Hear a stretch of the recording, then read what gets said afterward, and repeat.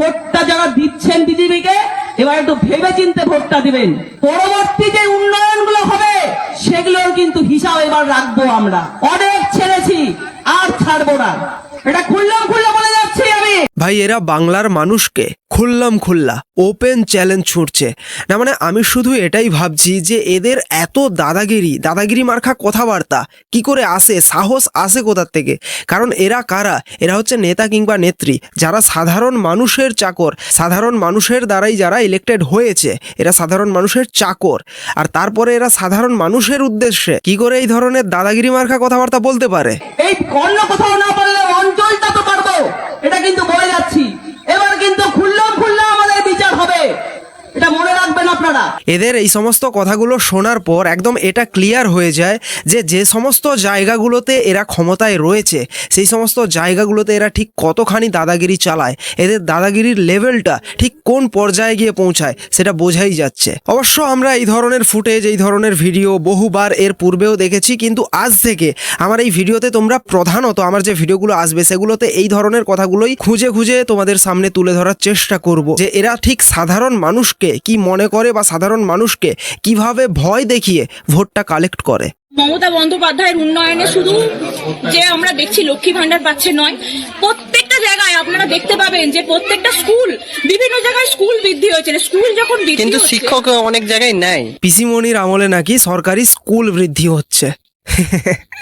হ্যাঁ হবে, হয়তো আমারই জানার হয়তো ভুল থাকতে পারে। ভাই এই 10-15 বছরে সরকারি স্কুলের অবস্থাগুলো ঠিক কি হয়েছে সেটা দিকে দিকে আমরা দেখতে পাচ্ছি। শুধুই কি আর সরকারি স্কুলের টিচার্স বলো বা ছাত্রছাত্রীরও যে সংখ্যা বলো সেটাও কি হারে নেমেছে গ্রাফ, সেটাও আমরা দেখছি। আর তারপর বলছে নাকি স্কুল বৃদ্ধি হয়েছে। না, আপনাকে দেখতে হবে সব জায়গার সাথে সব জায়গা তুলনা করছেন, আপনি আমাকে দেখাতে হবে তার প্রমাণ সহ যে কোথায় শিক্ষক নেই। কারণ মমতা বন্দ্যোপাধ্যায় যে উন্নয়ন, সেই উন্নয়নে শুধু জয় বাংলা আমরা স্লোগান দিচ্ছি এটা নয়, লক্ষ্মী ভান্ডার মায়েরা পাচ্ছে, আমরা কোনো মিথ্যে কথা বলছি না। তাই মায়েরা আজকে আগিয়ে এসছেন, আমরা কাউকে ডাকিনি বাড়িতে বয়ে, মায়েরা আজকে নিজেরা এসেছেন। তাই দেখুন প্রত্যেকটা স্কুলে আমার মায়েদের অনেক বাচ্চারা স্কুলে পড়ছে। আচ্ছা মায়েরা, আপনারা যে কোথাও দেখছেন যে আপনাদের বাড়ির ছেলেমেয়েরা পড়ছে, কোথাও স্কুলে টিচার নেই, আছে না নেই? আছে তো, মায়েরাই জবাব দিচ্ছে। তা ভালো কথা। আচ্ছা মায়েরা, আপনাদের ছেলেরা কিংবা মেয়েরা বর্তমান সময়ে ক্লাস 1, 2, 3, 4, 5, 6 যে কোনো ক্লাসে পড়তে পারে বা তার থেকেও আরো বড় ক্লাসে পড়তে পারে, কিন্তু একটা সময় পরে তো আপনাদের ছেলে কিংবা মেয়েরা মাধ্যমিক কমপ্লিট করবে, এইচএস কমপ্লিট করবে, তারপর গ্র্যাজুয়েশন কমপ্লিট করবে কেউ। সো যারা গ্র্যাজুয়েশন কমপ্লিট করবে তারপর কেউ এমএ করবে, কেউ এমএসসি করবে, তারপর চাকরি পাওয়ার জন্য বিএড ডিএলএড পরীক্ষায় বসার জন্য এখন তো সেটা করতেই হবে। যাই হোক, সব কিছু কমপ্লিট করার পর যখন আপনার ছেলে কিংবা মেয়েটার চাকরির প্রয়োজন, তখন চাকরিটা কে দেবে? সরকারই তো দেবে না। আর এই রাজ্যের সরকার কি করছে, চাকরি দিচ্ছে নাকি কি করছে সেটা তো বাস্তব, সেটা আপনাদের সামনেও একদম খোলসা করে তুলে ধরা রয়েছে। সো এবার আপনারাই চুজ করুন কি করবেন 2026-এ। যারা আজকে এখানে কথা বলছেন সে বিজেপির মহিলারা হাত পেতে মমতা ব্যানার্জি ভিক্ষা নিচ্ছেন লক্ষ্মীর ভান্ডার, তার লজ্জা করে না? টাকাটা যখন ব্যাংক থেকে তোলেন এই টাকাটা ফেরত দেওয়া উচিত। ভাই একে তোমরা সবাই মিলে একটু জবাব দিয়ে যাও না। আজকের এই ভিডিওটাতে তোমরা কিছু করো আর না করো, এই মহামানবকে অবশ্যই একটু কমেন্টের মধ্য দিয়ে কিছু না কিছু তো জবাব দিয়ে যাও। ইনি বলছেন যে লক্ষ্মীর ভান্ডারের, আমার বাংলার মা বোনেদের উদ্দেশ্যে বলছেন লক্ষ্মীর ভান্ডারের টাকাটা আপনাদের নেওয়া উচিত নয়, ফেরত দেওয়া উচিত। তার লজ্জা করে না? টাকাটা যখন ব্যাংক থেকে তোলেন এই টাকাটা ফেরত দেওয়া উচিত। এমন ভাবে বলছে যেন মনে হচ্ছে লক্ষ্মীর ভান্ডারে যে টাকাটা সেটা এদের পৈতৃক সম্পত্তি। আমার এই বাংলার মা বোনেরা যারা লক্ষ্মীর ভান্ডার পান তারা কিন্তু তাদের ট্যাক্স পেয়ারের টাকাটা খানিকটা, কিঞ্চিত, জাস্ট কিছুটা ফেরত পায় বলা চলে। সুতরাং এটা কারোর টাকা নয়, যারা পাচ্ছে তারা তাদের নিজেদের ট্যাক্সের টাকাটাই কিছুটা ফেরত পাচ্ছে। যে 500 টাকা যে লক্ষ্মী ভান্ডারে বাড়িয়েছে সেই টাকাটা উনি কোথা থেকে বাড়ালেন? উনি তো সেই কম্বলের মানে ভেড়ার লোন ছাড়িয়ে ভেড়াকেই কম্বল দান করছেন। আমরা চাই কোনো ভান্ডার দরকার নেই, আমরা কাজ চাই, শিল্প চাই, শিক্ষা চাই, স্বাস্থ্য চাই। আর কিছুই চাই না। ভাতা নিয়ে কি করবো? আজকাল 2 দিন চলবে, 3 দিন আর চলবে না আমাদের। দেখো ভাই, এতদিন হলো আমরা সোশ্যাল মিডিয়াতে ভিডিও বানাচ্ছি, তো কিছুটা তো এক্সপিরিয়েন্স হয়ে গেছে আমাদের, সেই সঙ্গে আমরা আশেপাশে চতুর্দিকে ঘোরাঘুরিও করছি, সেখান থেকেও অনেকটাই এক্সপিরিয়েন্স হয়েছে। তো সেই বেসিসে এটুকু তো বলতে পারি যে পিসিমণি, যতই লক্ষ্মীর ভান্ডার দাও আর যতই যুবসাথী দাও ভোটের আগে, এবারের ভোটে জেতাটা কিন্তু আর হাতের মোয়া হবে না। ইমিডিয়েট চেঞ্জের দরকার, নতুবা জাহান্নামে চলে যাবে এই রাজ্যটা। আপনারা সবাই বুঝছেন, সবকিছু বুঝছেন, শিক্ষা থেকে আরম্ভ করে সবকিছুতেই দুর্নীতিতে ভরে গেছে রাজ্যটা।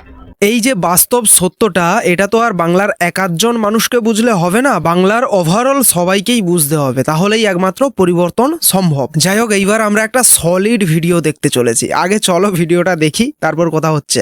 এটা শিক্ষালয়ে আমি কিন্তু ইংরেজির শিক্ষিকা, আমি বাংলা হরফে টাইপ করতে জানি না, আমি প্রত্যেকটা ক্লাসে ইংরেজি পড়াই। স্কুলের লেটার হেডে প্রধান শিক্ষিকা দ্বাদশ শ্রেণীর টেস্টের পরীক্ষার সূচি দিয়েছেন, ইংরেজিতে লেখা। চোখ কপালে উঠেছে নোটিশের দ্বিতীয় পর্বে, ছাত্রীদের পরীক্ষা সংক্রান্ত কিছু কথা লেখা, ভাষা না ইংরেজি না বাংলা, বর্ণ ইংরেজি আর কথা বাংলা। স্কুলের বিজ্ঞপ্তিতে সোশ্যাল মিডিয়ার বাংরেজি। লেখার মতোই অদ্ভুত স্কুলের প্রধান শিক্ষিকার যুক্তি দাও। এরকম ধরনের কাজ অনেক স্তরে হয়, এটা তো ভুল কিছু নয়।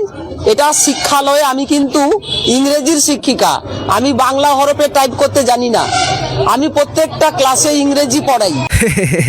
ভাই, হয়তো একটু যদি খোঁজ নিয়ে দেখা হয় তাহলে দেখা যাবে ইনি হয়তো এই 10 কিংবা 15 বছরের মধ্যেই হয়তো চাকরিটা পেয়েছেন, হতে পারে। আপনাদের লক্ষ্মীর ভান্ডার দিয়েছে, লক্ষ্মীর ভান্ডারে কি আমাদের চলে? লক্ষ্মীর ভান্ডারে কি আমাদের চলে? আর আমাদের ঘরের ছেলে মেয়েরা একজন বিএ পাস এমএ পাস করে, তারা তো চাকরি পাচ্ছে না, তারা কি করবে? কি করবে মানে? পিসিমণি যে এতদিন ধরে এতগুলো শিল্পের কথা বললেন, সেগুলো করবে। চপ শিল্প, ঘুগনি শিল্প, কাশফুল বালিশের শিল্প, সেগুলো করবে না? আমাদের পরীক্ষা দিয়ে রাতে মনে মনে চপ শিল্প খুলে দেবো, ঘুগনি মুড়ি বেচবো, কাশফুলের পাশ বানিয়ে রাত্রিবেলা গিয়ে শুয়ে পড়বো। এটাই তো দিদি আমাদের বাংলায় শিল্প দিয়েছে। যদি এটা শিল্প হয়, আমি বলবো ওনার বাড়ির প্রতিটা লোক এই শিল্পে নিযুক্ত হোক, কারণ ওনার বাড়ির লোকেরা দাদার উপর শুয়ে আছে আর বাংলার মানুষকে রাস্তায় ছেড়ে দিয়ে যাও, চপ মুড়ি বেচকে যাও, ঘুগনি মুড়ি বেচো। এই তোমরা সবাই লক্ষ্মীর ভান্ডার সময় মতো পাচ্ছ তো? দিদি দিচ্ছে, আমরা পাচ্ছি।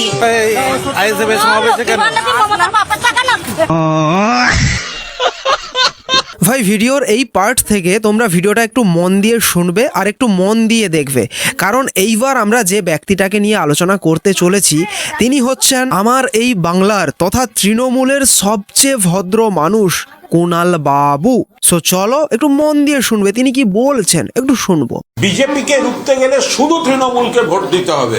তৃণমূলের বাইরে বিজেপি মরিয়া হয়ে চেষ্টা করছে 2-1টা এজেন্ট, দালাল, বি টিম, সি টিমকে নামিয়ে কিছু ভোটকে ভুল বুঝিয়ে ডিভিয়েট করার জন্য।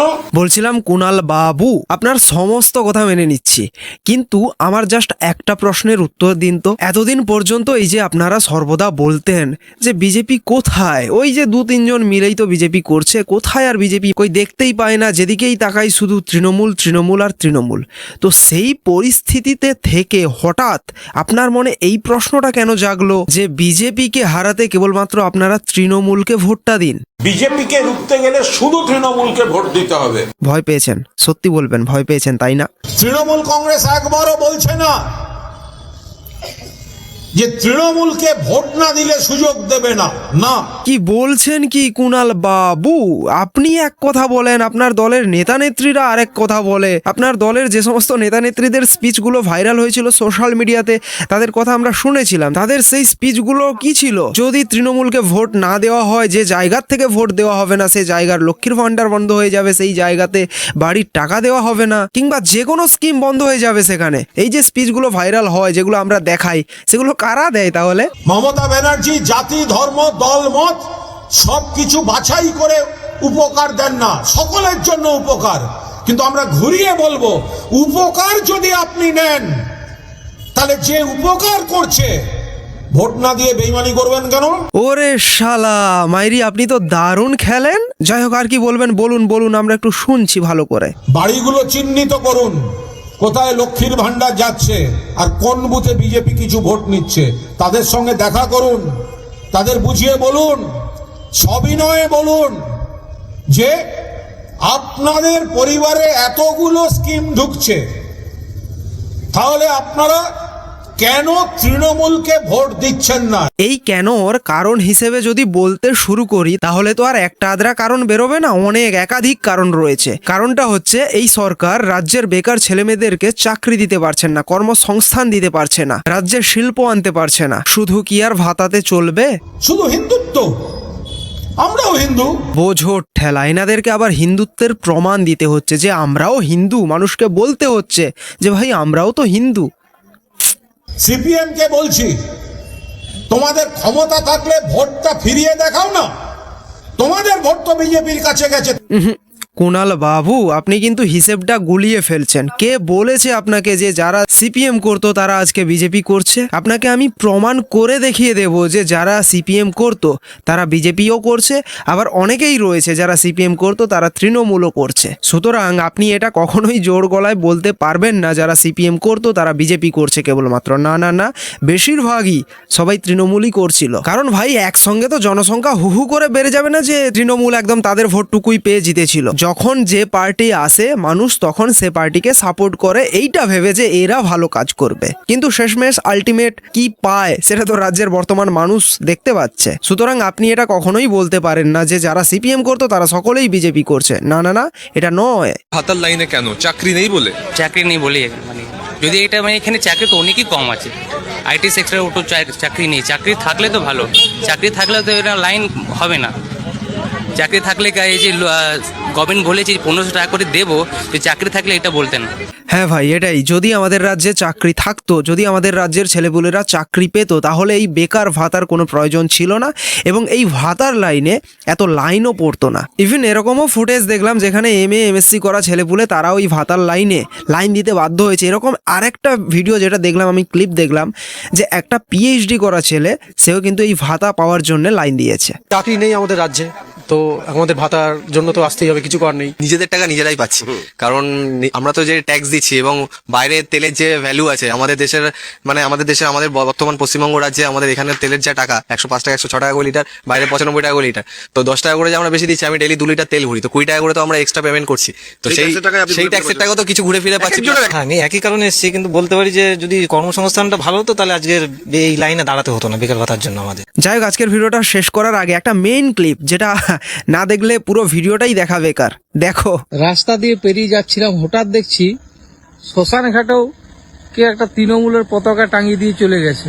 তো যাই হোক, যে তৃণমূল কর্মী এই কাজটি করে থাকেন সে জানে যে 2026-এ তৃণমূলের শ্মশান যাত্রা নিশ্চিত, তার জন্য হয়তো পতাকাটা টাঙিয়ে দিয়ে গেছে। এ দেখুন, তৃণমূলের ঝান্ডা শ্মশানে উঠছে এখন।